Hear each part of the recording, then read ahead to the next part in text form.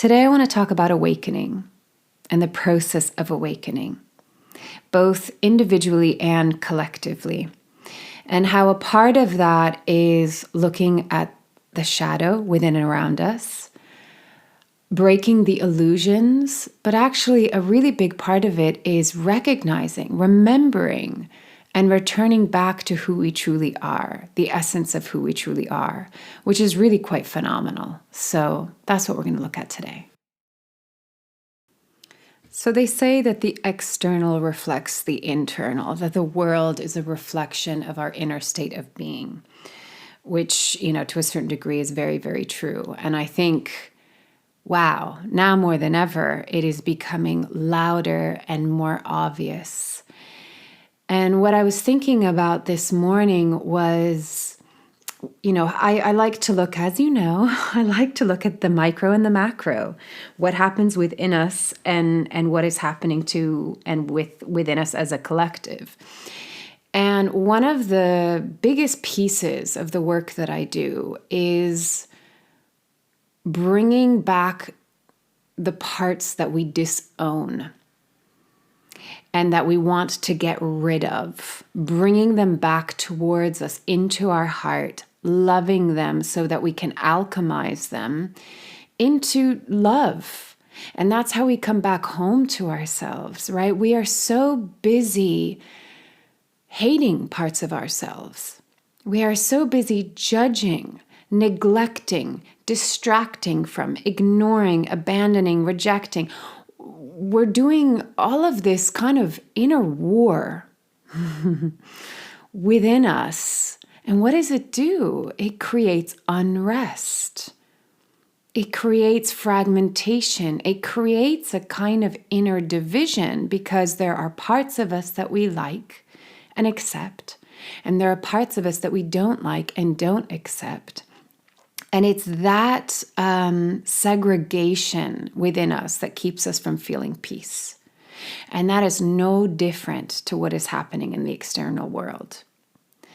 Now, the thing that gets a little bit tricky about the external world is I do believe there are forces that purposefully create division because they feed off of it. They feed off of humanity. When humanity goes into hatred and judgment and division, and fear, they feed off of that. So there is a kind of manipulation. But if I put that aside and I look at just how we are behaving, and you can really look at the past nearly 4 years as such a great exemplification of what I imagine we're going through on an internal level as well, to varying degrees, whether it's literal or metaphoric. It's we're really looking at. Okay, let me step back for a moment. Awakening is, as I said in the beginning, there's a process to it. So yes, first we have to look at the shadow. And what the shadow is it's just the parts of us that we don't want to look at. They're the parts that we deny. They're the parts that we ignore. They're the parts that scare us, that hurt us. They're our pain, our wounding, our trauma. And so we call it the shadow because we literally put it in the dark within us. And we don't want to shed the light on it. We don't want to look at it. And yet, if we want to heal and grow and evolve, we have to shed light on the shadow because that is the doorway and the portal to our healing and to coming back to inner peace, which to me, inner peace is just accepting all of who I am and not trying to get rid of, not trying to disown parts of myself. All parts are myself. All parts are worthy and deserving of my loving attention. Period. All of it. All of it. I don't care what you have done, experienced, thought, felt throughout your life, all of it deserves your love. And so the crazy thing is that it's very simple. Even if I look to the outer world, right now, these years, so much of the shadow has come up. And cognitive dissonance is very strong because sometimes the shadow is ugly. Sometimes the truth is painful. Sometimes it's confusing. Sometimes it rattles your very identity because it really shakes up your belief system. Again, this is no different to doing the internal work. Because when you start to look at, well, what are the patterns? What are the patterns of my behavior? How am I showing up? What are the choices that I'm making? How am I treating myself? How am I allowing myself to be treated? What situations am I putting myself in again and again and again that trigger me? That trigger the same kind of behavior, that trigger the same belief system that I don't feel good enough or worthy enough or lovable enough or significant enough or something enough. And when we begin to see what the patterns are and we begin to understand and make sense of them, we understand what is motivating the behavior. And we start to dismantle those patterns, belief systems, and behaviors. Because we're habitual creatures, it can feel really destabilizing at first because it's like, well, but that's who I know myself to be. That's what I believed my entire life. And so when you dismantle that belief system, you're like, well, who am I? And maybe even though it wasn't serving us because it was familiar, it felt safe. But the thing is, as we move through and unravel and unweave the lies, basically, because our belief systems and the stories and narratives that we created out of our belief systems are lies. Unintentional, right? They were part of our coping strategies and coping mechanisms and a way to survive. They were a way to make sense of what didn't make sense, of what was confusing to us. So in a way, it's very innocent. But it can still really rattle us to the bone because we've built an entire identity and reality around that belief system and that structure, that construct, you could say.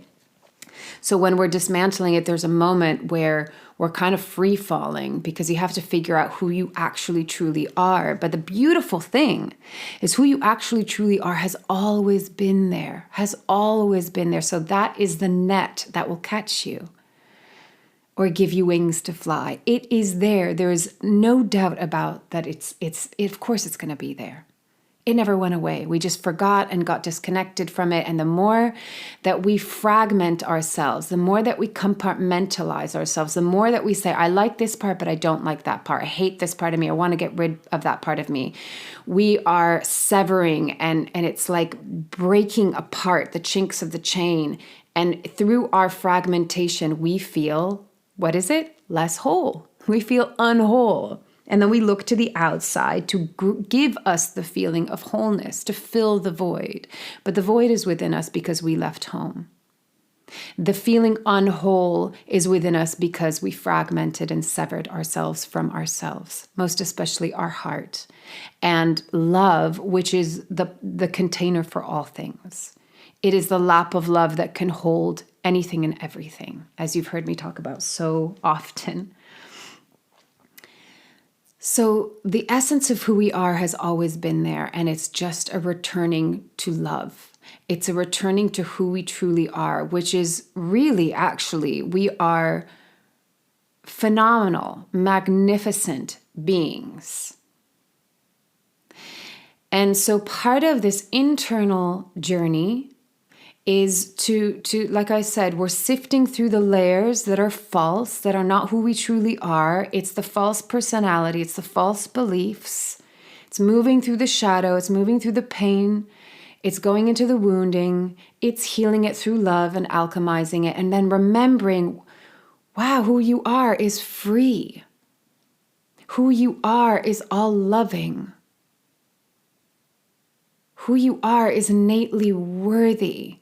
And it is very simple. There's nothing that you have to do or prove or create in order to validate that. It just is. It's coming back to the isness of existence and the isness of who you are. So that's the internal process. The external process that's going on right now is no different. Other than we are dealing with a kind of, I'm going to call it a beast, that really feeds off of fear and hatred. And actually, I could internalize that as well and say, well, a lot of people have learned how to do that as well. A lot of people have a very strong inner critic. A lot of people have a huge judger, the judge inside of them. A lot of people compare. Comparison creates separation, creates division, creates competition. That takes us away from wholeness. That takes us away from being grateful for who we uniquely are and for who someone else is uniquely in their own expression, authentic expression, and knowing that there is no division or competition. So in a way, in the past, I would have maybe referred to it as the patriarchal voice, but I just think it's something that is so much broader than that. But when there is a kind of force, let's call it the beast, that feeds off of fear and division and hatred, that's its sugar. Like if it was parasitic, that's its sugar. And when we don't feel whole, when we don't feel at home within us, when we're looking at the world and other people and nature even as an us against me against you, us against them, that the external is a threat to your internal safety. And remember that safety is an illusion if it comes from the perspective of needing to control. True safety is I'm at home within myself. I can reside in my heart. I feel safe being vulnerable. I feel safe being in a state of love. I feel safe being in a state of generosity. I accept all of who I am. I love all of who I am. The flaws and the foibles, all of it. I love and accept the perfection of my imperfection. When we're coming from that place, we don't need to hate. We don't need to do it because we can't do it because it hurts us. And we recognize that we're all human, having this human experience. So when we're divided from ourselves and we don't feel at home within ourselves and we don't feel whole within ourselves, it's much easier to be afraid. And when we're afraid, it's much easier to judge and to blame and point the finger and hate and divide and go against. Because we're doing that inside of us to varying degrees. In some shape or form. If you are denying a part of yourself, it's easier to deny another. And then you throw in belief systems and religion and spirituality and dogma and, all sorts of stuff. And it gets very complicated.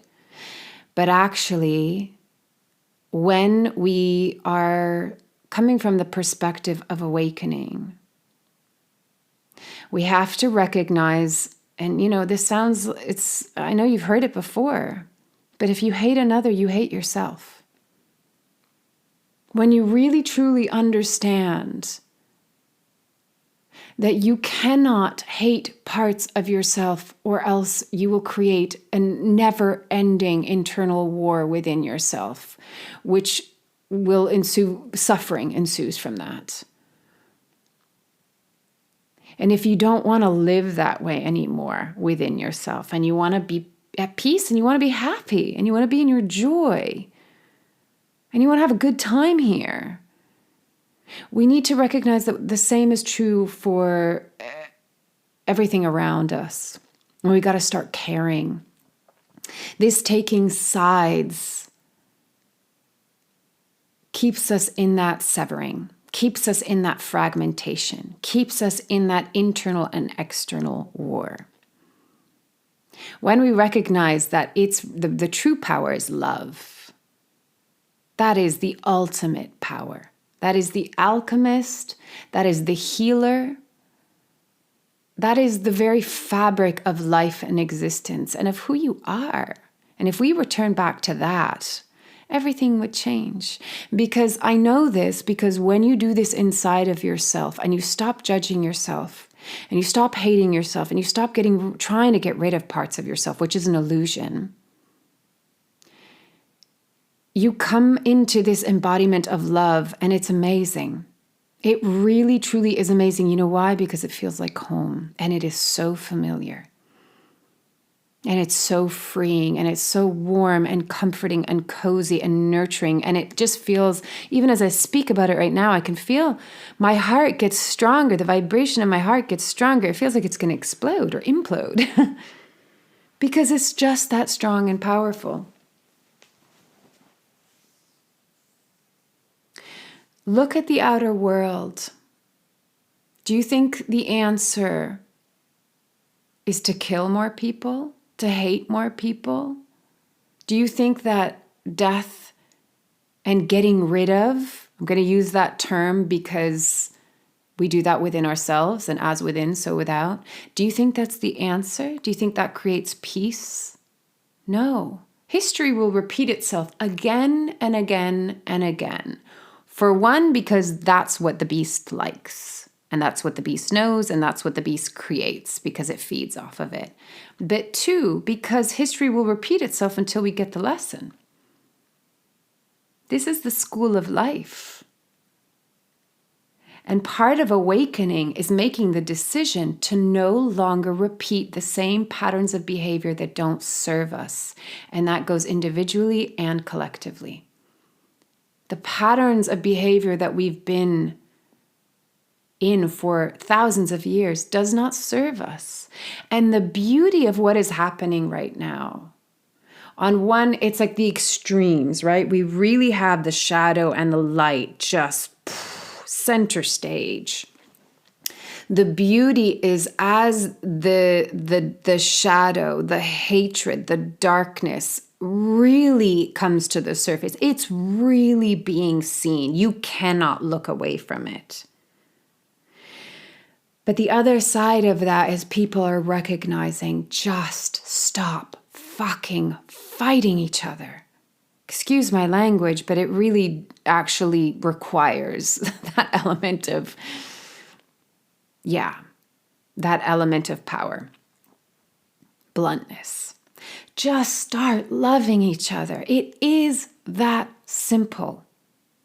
Fuck politics. It's their game. And they want to make us believe that it's us against us, and it never has been us against us. Never. If anything, it's us against them, the beast. But I don't want to get lost in metaphors. And I don't even want to get lost within any kind of us versus them. Because it's all too easy, right? Because there's always something that comes in and can justify. There's always a justification.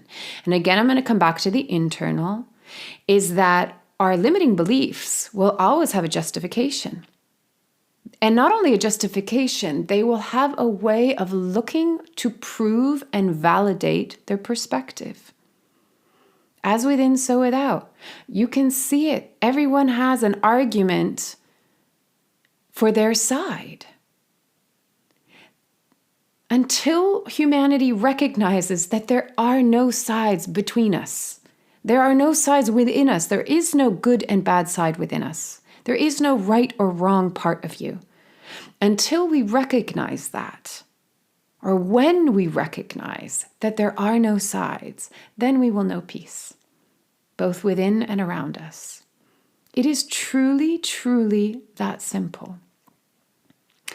So the process of awakening is we have to look at the shadow. We have to look at the parts that we don't like. We have to look at the parts that annoy us and hurt us and pain us and scare us. Then once we've gone through that process of recognizing what the shadow is and just seeing it for what it is and seeing that actually all it needs is love, then it gets to alchemize, then it gets to shift, and then you get to come home to who you truly are. And that's where all the fun begins. Because when we recognize who we are, and it's like one level is recognizing, as I've said a million times over, that we're worthy and lovable and significant. But another conversation that I'd love to go into is recognizing the beings that we are, the soul of who we are, the interdimensionality of who we are. We are these amazing beings, these infinite souls, this exquisite consciousness that chose to incarnate into a human suit. And how cool is that? We get to have this experience of being infinite beings in human form. And sometimes there's a toggle with that, right? Because we've forgotten who we truly are. And some of you, I might have lost you by now. You might go, oh, those aren't my beliefs. But if you're still here listening, like, great for being curious. And as always, I'm not claiming to know the truth or that there's one truth, but I do think that we have been in a kind of amnesia for thousands of years. And part of this quote unquote great awakening is not just about revealing the shadow, it's about remembering who we truly are. Because the moment we do, I've worked with several people now, several clients, and I've also known people personally in my life that have gone through a quote unquote spiritual awakening. And it's like their whole world opens up. Because the analogy that I like to use is imagine that there's different layers of it, okay? Imagine you've been in one room your entire life, and all you could see is the room. And then one day you recognize there's like a crease in the wall, and you see a handle, and you realize it's a door. And you open the door, and you see that there's a hallway. You're like, oh, wow, there's this whole other space and dimension outside of myself. And so you go down the hallway, and at the end of the hallway, you see there's another crease in the line of the wall that you thought was just one, smooth wall, and it's another door. And that door opens up into another room. And so on and so forth. And you might find that there are different floors of this house. You recognize it's a house, and you can go through all of these different spaces within this house. And then there's an even bigger awakening that happens when you meet the door that takes you into the outside world. And all of a sudden you realize, oh my God, I've been inside this room, inside this house, my whole life. And then you step outside and it's like, wow, there's the grass and the trees and the sky and the sun and the birds and the flowers and a whole entire, let's call it universe, opens up. So can you imagine going from one room and thinking that's all of existence, to finding out that there are many different rooms, to finding out there's an entire universe out there? That is the process of awakening. And it can go as expansive and as far out as you would like to go explore. It really is infinite and limitless. It only becomes limited by your mind. It only becomes limited by what you think or believe is or is not possible. And sometimes dogma has a really good way of limiting things. Belief systems, beliefs, certain ways of interpreting religion or spirituality have a really good way of limiting things. And for me, what I come back to is just isness. It's just the isness of things. For me, the simplest things are the most profound. When it gets really complicated, I get a little suspicious because it's very, very simple. And at the end of the day, it comes down to present awareness, which is consciousness, moving through experience, which creates reality, which is just an experience that we learn and grow through. Your compass is your heart. The fuel is love, because that is the essence of who you are. And we're here, this is a playground. This is a playground to get to know ourselves more. This is a playground for our soul to grow through experience after experience after experience after experience. There are many constructs around beliefs, and that is just another room in the house. But it's not the entire scope of existence. It's just simply another room. And if you go in that room, it offers a certain kind of experience and perspective. But the point of being here is go explore. Go look through every single room. Get outside of the house and go explore the vast fields and forests and mountains and seas and rivers. Go explore it all, because there is no right way or wrong way. There's no particular direction. There is just go out and explore and enjoy. This reminds me of a story. I was going to say enjoy it all. Enjoy even the parts that are hard and challenging. Just enjoy it all.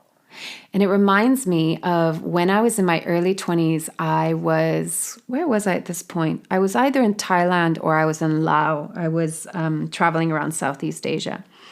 And my boyfriend and I at the time, we met this really lovely Japanese couple, and they just had just such beautiful energy, such beautiful, kind, gentle people, like very just full of light. And I remember it got a little bit chilly, and I think it was raining a little bit. And we were taking a stroll. It was evening, and we ran into the man. And we were asking about his partner, his wife, like, oh, how's she doing? He says, oh, she has a cold. And we're like, oh, how's she doing? And he responded saying, oh, she's very much enjoying her cold. And that just stuck with me forever, because it was like, wow, how beautiful is that?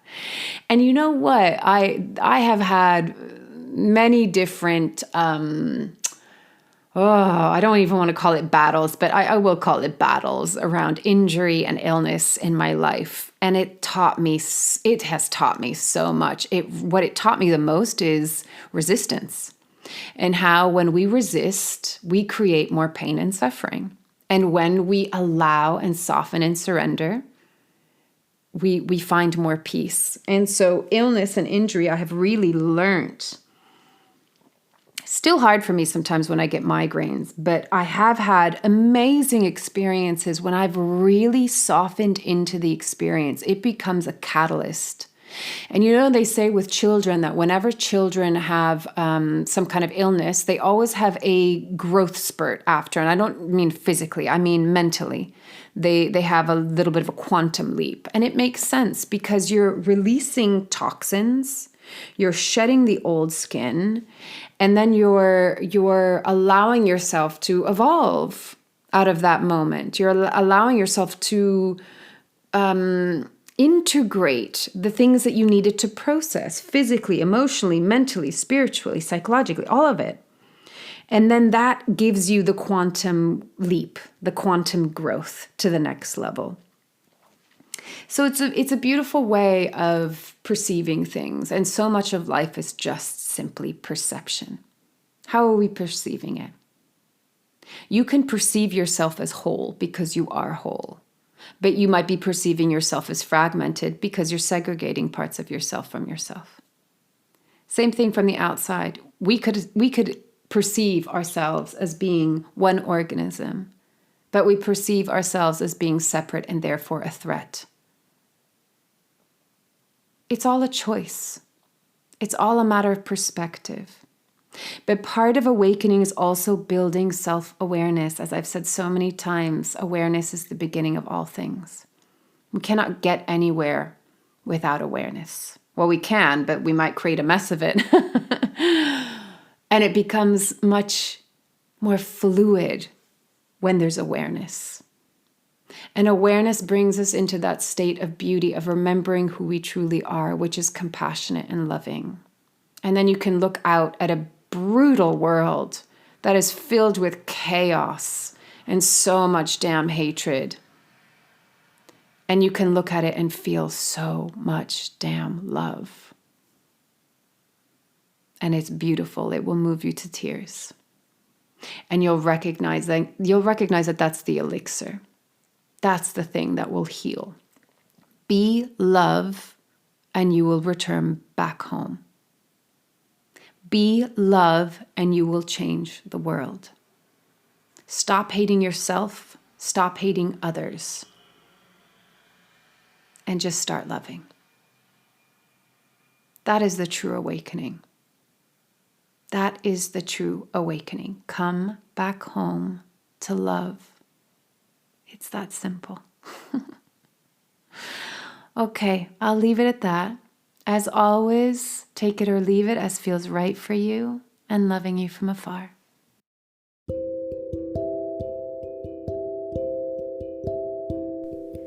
This is Corinne Bloom, and you're listening to Raw Conversations.